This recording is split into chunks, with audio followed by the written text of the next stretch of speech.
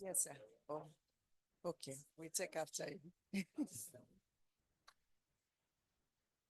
Sir got home at 3 a.m. So he understands when some others got home at 4 a.m. This is Lagos for you. No, you're welcome, sir. So I'm going to read a citation or profile of Dr. Hassan. Yes, sir. Dr. Adekunle Hassan is the Otumba Obaruwa Bamole of Ijebu. He is also the founder, the chief medical director of the Eye Foundation Hospital Group, which, as we all know, is a leading and internationally recognized multi-specialist eye care hospital and training center in Nigeria. He founded the Eye Foundation Hospital as the first group practice in eye care in Nigeria over 3 decades ago. He was born on January 26, 1951.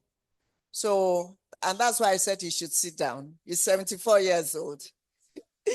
He attended Ilesa Grammar School, Muslim College in Ijebu-Ode, and the College of Medicine afterwards in University of Lagos, and graduated in 1976.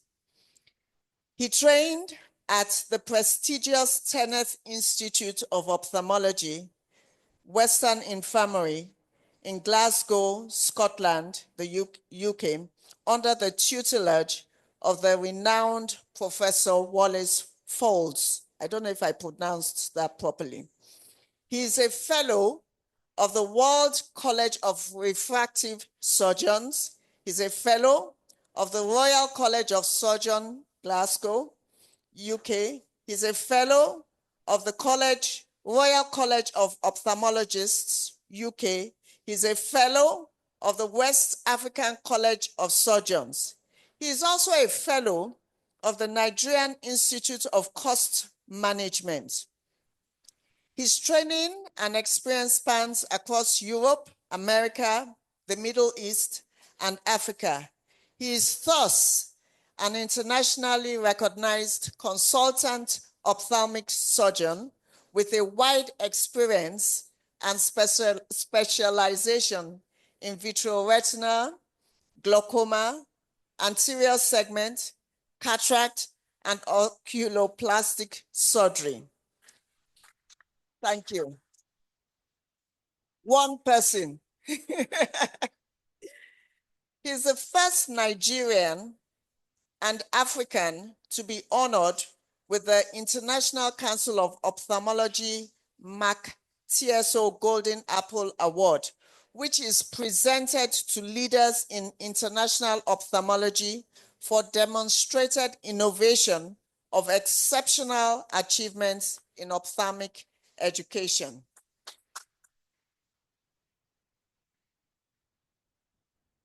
Okay. So he decided to return to Nigeria as a patriotic citizen. He did not japa. In 1993, and established Eye Foundation Hospital as the first private postgraduate training institute in Nigeria. He also established the Deseret Community Vision Institute in 2006. That's our main training institute, which is now the Kunle Hassan Eye Foundation Academy. So these two institutions have provided quality eye care to over 2 million Nigerians, probably even more than that. They have carried out over 200,000 surgical operations, dispensed over 150,000 eyeglasses through eye camps and outreaches throughout Nigeria. These institutions have also trained over 60 local and international ophthalmologists, residents, and fellows. We actually have 2 fellows from East Africa, from Tanzania and Uganda there. Can you stand up? Just wave your hands. You're welcome. So we've also trained over 100 community ophthalmic nurses, over 250 middle-level ophthalmic professionals, and the Eye Foundation Hospital is the first accredited center for the International Joint Commission on Allied Health Personnel in Ophthalmology, IJCAPO. Dr. Hassan has over 100 publications, both scientific and research papers. He has received more than 90 academic, professional, and society awards for his contribution to different spheres of life. He was awarded the Rotary Paul Harris Award in recognition of his contributions to the Rotary Eye Care projects in Nigeria, even though he's not a Rotarian. And we'll soon be through with this. 74 years is not easy. He is a one-time president of the African Ophthalmological Council. That was from 2008 to 2017. He was a board member of the International Council of Ophthalmology from 2008 to 2016. He's been an advocacy coordinator for Africa in the International Council of Ophthalmology. He was president of the Ophthalmological Society of Nigeria from 2009 to 2013. He's a member of the International Agency for the Prevention of Blindness. He's a man with many caps.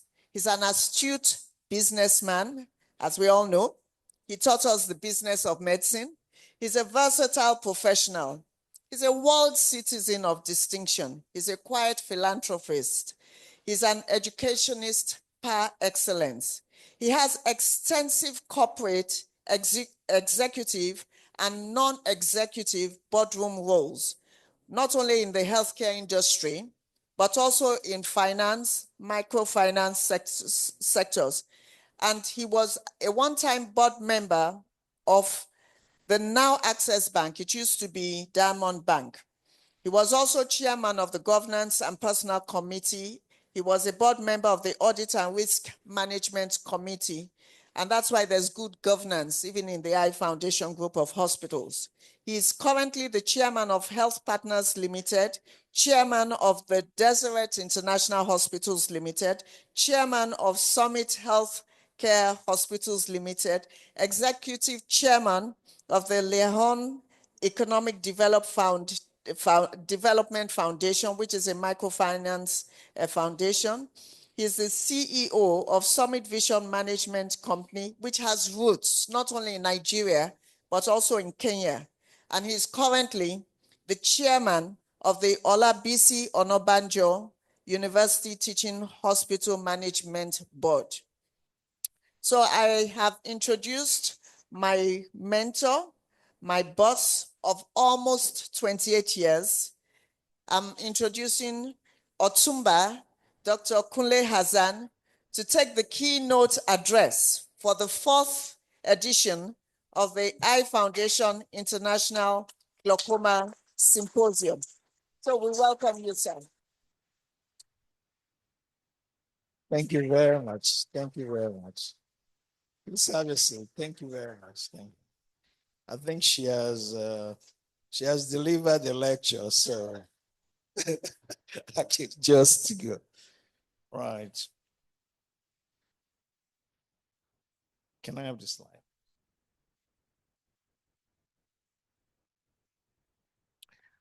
First of all, I'd like to thank you all for being here today and for all that's been going on for the past 2 days till the end of this symposium.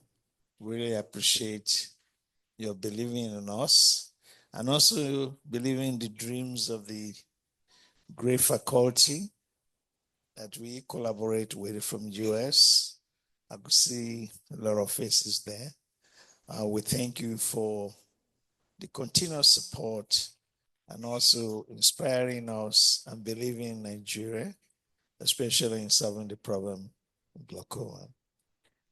It's a pleasure to see a lot of faces I won't see for a long time, and also to congratulate some of you, Dr. Fatima Kiari, Is a new chairman of the IAPB African region. Congratulations. Appreciate having time. I don't know how you cope with all this. And we have a lot of other professors here that I won't be able to mention everybody's. Right. I don't know what I'm going to tell you about glaucoma, the place of technology in glaucoma. All the lectures I listened to yesterday, all what is going on today, I think you have enough exposure to that. So I'm not going to bore you. I mean, we have a lot of things going on. But what's most important to me that I want to convey to everybody here is data. Data is the king, is the gold for the future. You know, that's where the future is going, that's where the money is going, and we can't afford not to be part of it. We're still far, far away.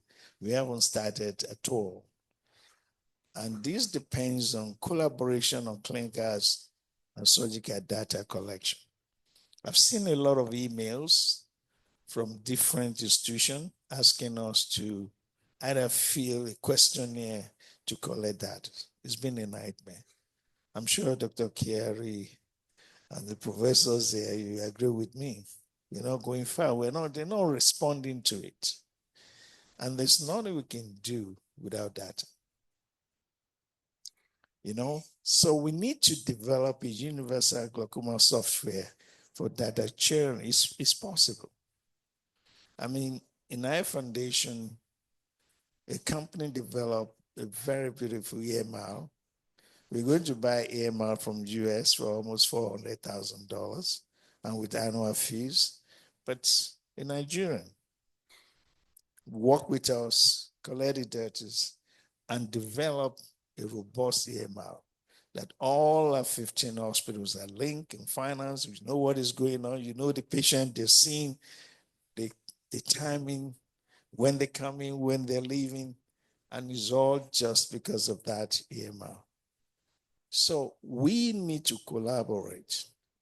The Glaucoma Society need to collaborate and see how all of you can have a uniform software so that you don't have to, as you're filling it, you know, the data has been recorded. And all of you can now track back. To put this data together will enable you to write a lot of papers. The MR we have here has helped a lot of our doctors, residents. They're pushing out papers, you know?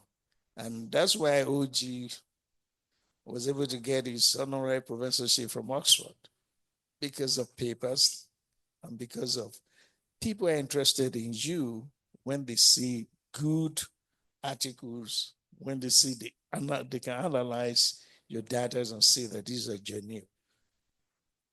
People are looking for credible people within Africa they can relate to. The gap is so small. I'm sure you bear me out in that. Next slide, please. Next slide. So everybody talk about smartphone these days, the technology, it's became useful in detecting glaucoma, diabetic patient, macular disease. And so definitely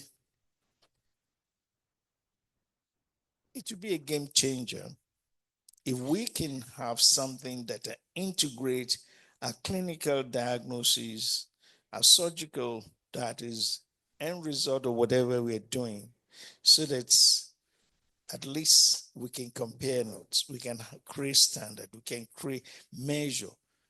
If you're doing anything that is not measured, you're just wasting your time. Things must be measured and things must be audited so that we have a clear-cut way forward. It's not shameful to make mistakes. It's not to have bad results, but it's for you to grow and be better than what you have every time. And you cannot move forward without having a baseline. So there's need for us to have a baseline. Next slide. Next slide. There are a lot of gadgets available for digital platforms whereby even you don't have to do the job. The patient's information sent to doctors by, auxiliary members of the team, and the doctors review the patient's information. Then prescription is issued. Patients can be treated. So a single ophthalmologist, a glaucoma patient, can create a network around him or herself and providing better service for the community. And the only way you can prove it is by collecting those data. And then there are people outside there who will follow you to do a lot of research, provide funding, and will be part of the winning game. Next, please. So really what I'm going to talk briefly on is what is next. This is our fourth conference, beautiful experience, surgical exposures, people, doctors creating their time to clone themselves, and the companies supporting us, having the consumable and the materials. And then we come here again to discuss our experience. What is next?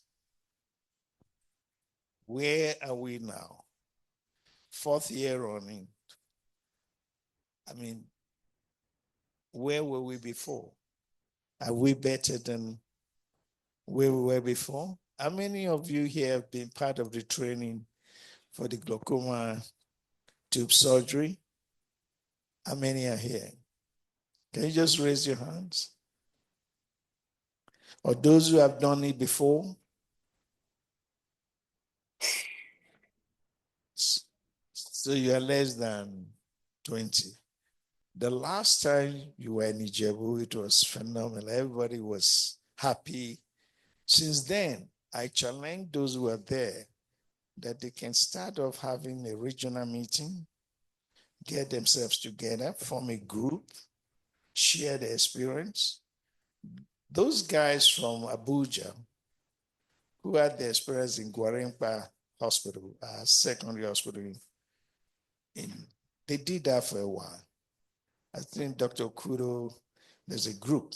I was seeing most of the exchange of it. Then it fizzled out.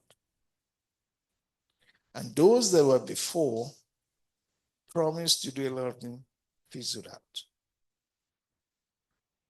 So, how do we move on? What's the future plan? That's what we should be asking ourselves. There are very good professors in glaucoma here, and there are new professors coming on, the new consultants, and the younger ones. But we still lack traction in connecting the dots. Why is that so? Is that the senior ones are not passing it down? Or the junior ones are not even have a mindset that they can learn? Or they want to be brighter than their mentors, which is the end game? I like to work with smart people. If you don't work with intelligent people, you're wasting your time. If you just want to be at the top, you won't learn anything. But when you get smart people around you, you'll be surprised. You'll be learning from them, and you'll be giving them the practical experience of life. And that's it. Everybody's important. Nobody has monopoly over knowledge. Are we tapping the resources that we have within to make a difference? Please, before you go, can we just form a small regional group? Just feel a regional group. You have so many.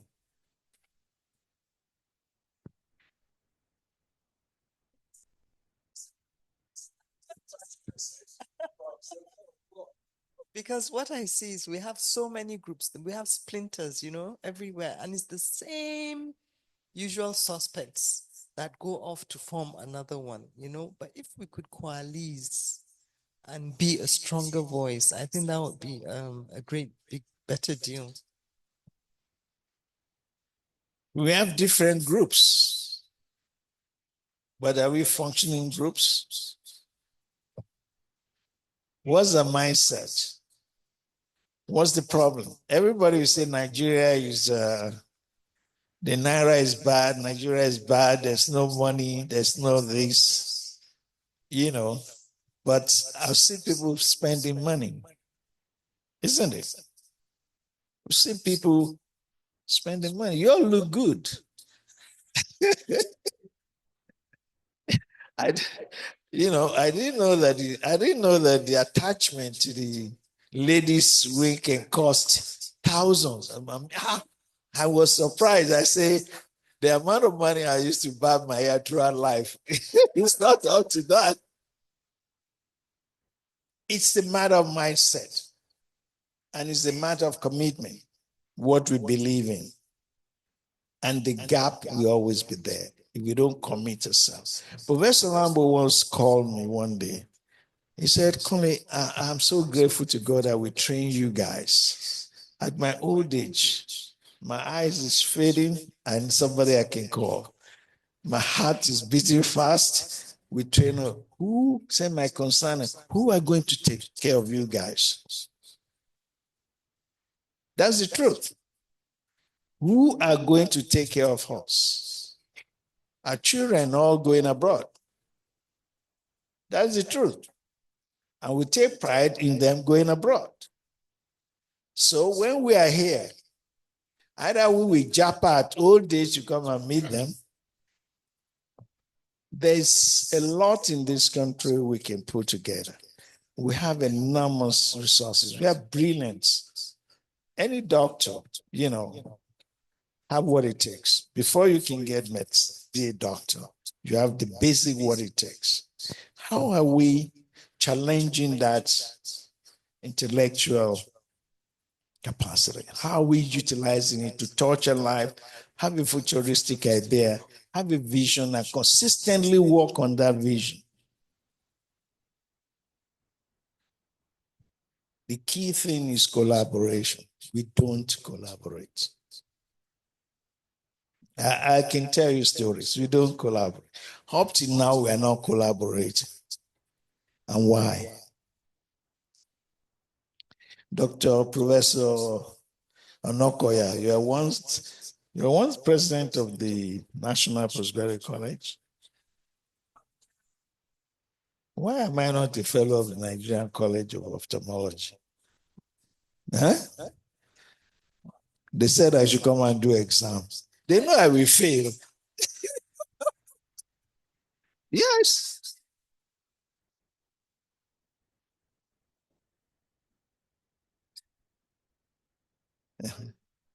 No, I'm not even talking of you. I'm talking of the system. Is that sort of collaboration adding value to ourselves? I came back 5 years. West African wrote to me. They gave me the fellowship at West African College. I pay my money. I see add value to them. This is part of what we're saying. Everybody is important. Ibadan, Lagos, Port Harcourt, Abuja, we should be, collaborating, asking questions, transferring knowledge, asking people to come over and teach. If they can come from far away, leave their job, leave their family, and risk.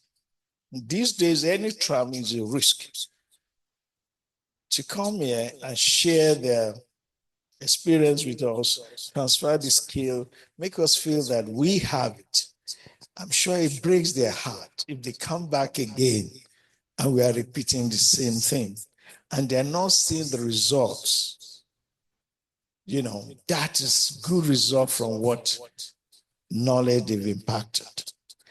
We failed ourselves, we failed them, we failed the vision, we failed the nation. Please, if we're going to leave here with anything, it's a new resolution that we're going to make it work. Those plenty groups small all over the country, bring them together. And I promise you, I've promised before, if you come together and say you want to do something, we will make it possible. We will support you.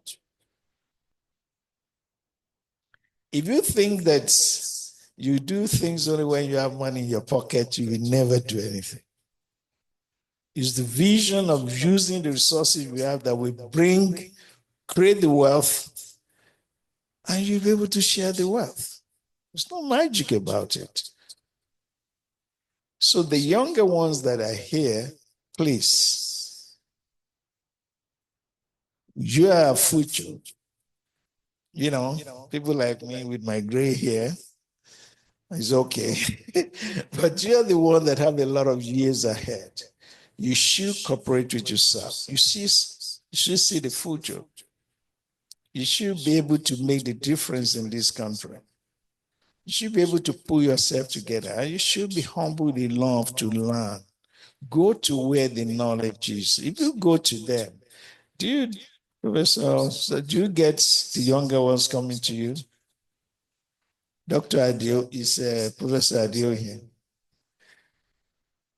I was talking to you yesterday about your exit strategy. Most of us, they are solo practitioners. That's true. So what happened next? A solo practitioner, you build yourself. A multiple group practice, you build an institution. And the institution will take care of you. We look at our foundations. I don't do much. It's only people say you must operate. Then I go to theater, the younger ones. There's so many of them. I just say, this guy can do it better. They are the younger ones. They've been doing it, this. And later on they say, oh, Dr. Hassan, thank you. They are great. We can help to build ourselves. That's where the future. Everybody will go up and you are going to come down. There's nothing, it's a law of nature. How far you're relevant depends on your investment in others. How many of these young guys have you helped? They will always relate to you. And you always be relevant throughout your life. But if you don't help them to grow, you watch them go. And that's what is happening. So they leave here to US, to UK, and all these things. It's better before, not now. When we were in UK, you can become a consultant, you worked hard and all these things. Now, the system is well demarcated. So it's for those who have been within the system. They were born there, they were raised there, they have the mindset and all these things. Those are the ones that will break through. But you going back, they hear your asset is a loan. And I will tell you an experience. When my kids were in St. Louis, we moved in, we bought a beautiful free freezer, everything. And it didn't stop working after a week.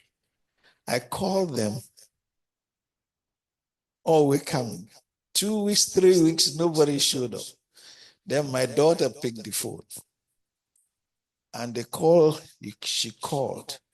Within 4 hours, they were there. The difference is the accent. And the way you communicate, isn't it? Yeah. So all these things are intangible things, but they make a lot of difference.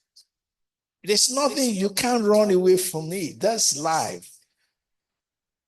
And the life things are going to change faster than you think. At 74, I'm still relevant. At least I can still talk.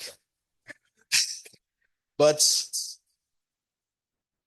within the next few years, by 50, you're finished. You can't even cope with the changes. So if you don't invest in the younger ones who are part of you, you're lost. So we're not doing them a favor. We are more or less investing in our own future. That's the truth. I'm here, I get my pay, I get a good ticket to go on holidays, I pay my dues. Who are making the money? The younger generation. If we don't have an institution, I won't be here today. That's the truth. invest in them, secure their future, you're guaranteed an end of year smile. You know, they will always support you. So let us support ourselves. Let's find someone. Can someone volunteer today that you're going to be the key driver of getting everybody together? Not Professor Kiari is going to do the medical council. He's going to do the yes. So let's well, please, if you do that, I have confidence in you. From the day I introduced you to my friend in New York, Robert Rich, you never disappointed. So that thing, you should pass it on. You should tell the story. You should pull those younger ones. Some of them are afraid. You'll be surprised. Some of them think that, those are, okay. No, you reach out to them. So you're a witness to it, all of us. I will contact you every week, send you a test. So create this oasis of people around, come together, share data, and we can invest in IT. If there are a lot of software there. You know, there was somebody who met me in UK, was talking about software guy. I think I sent a message to you, Dr. Harry, to look at it. I have no interest, but it is something we can do. But there are a lot of things we can do within, honestly. And we can always get support from our colleagues who have such. So please, let us start a new beginning. Let us make sure that we really put our money where our mouth is. All of us here, it takes just one person. All this Glaucoma Foundation, all this. Take a group of one person, catch the other one, and together they created what is all over Africa, even beyond Africa. So what can we learn from that and create something in Nigeria that they'll be able to support us? And once you have that opportunity, I tell you, things will change. It's unbelievable. There are many drug trials. There are many. The money is there. And for you, we keep evolving in our foundation. We keep evolving. At least we have 15 centers. We have 36 doctors in our system.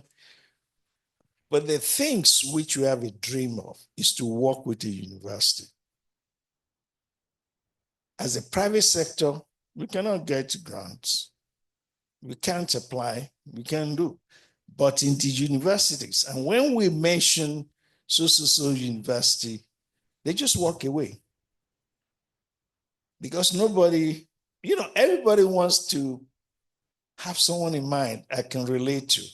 And I'm sure if I stick my neck out, I'm not going to get my fingers burned. There's so many. That's made us now to establish a professoriate chair at the Olabisi Lombard University, with a 5 million naira professoriate chair. And once it's a park, we can raise more funds. And we're also establishing a Kefa Institute of Eye Health at the College of Medicine in Shagamu. So providing opportunity to have people who can do BSc, Masters, PhD, they're not going to take our job. All these things we cannot do, they will do it. They will teach them how to write grants. They will teach them how to collect data. They will teach them, not sorry, but fill the gap. And if we don't provide the right leadership, then it's our fault. Because complication arises when we don't provide the right leadership. But when we use them, like Prof, you were telling me now, most of your nurses are PhD holder, so they're all doctors. Okay, who are taking care of the patients? Carers. And patients are paying for carers. That's not the system. And that's the truth. We have to, when we started the middle level manpower training with Aravind and John Hopkins, with Polytechnic, College of Polytechnic, people were saying, oh, but those guys now they are poaching them from us. We train about 30 every year, some from the north, some from the east, and they go back to wherever they are. But now they are the core of providing that secondary care for our patients. They're good in theater, some on IT, they're not replacing, they are facilitating and supporting the system so that the doctor can spend more time to do their surgery. In America, it's done. There are nursing consultants, isn't it? My friend will come home, his phone is ringing, they tell him about this patient. You hear the nurses talking about, you ask for this test, they gave the result. You say, okay, I've already, go ahead. That's the way things should be. We should develop a system whereby they have confidence in us as a team and respect them. And then in return, we'll be respected and we'll be the head of the team. But if we shy away from taking the responsibility of the team, we have no future. That's the truth. And people will come. And let me tell you something, those guys that are Japa, by the time they get frustrated, they have the international exposure and the hard working, they come back, they will displace all of us. That's the truth. So it's either we are part of it, we plan with them, we encourage them, and we create a robust base, a platform which they can grow. This is then that we have a future. So I challenge you all, please forget all the big glaucoma terms.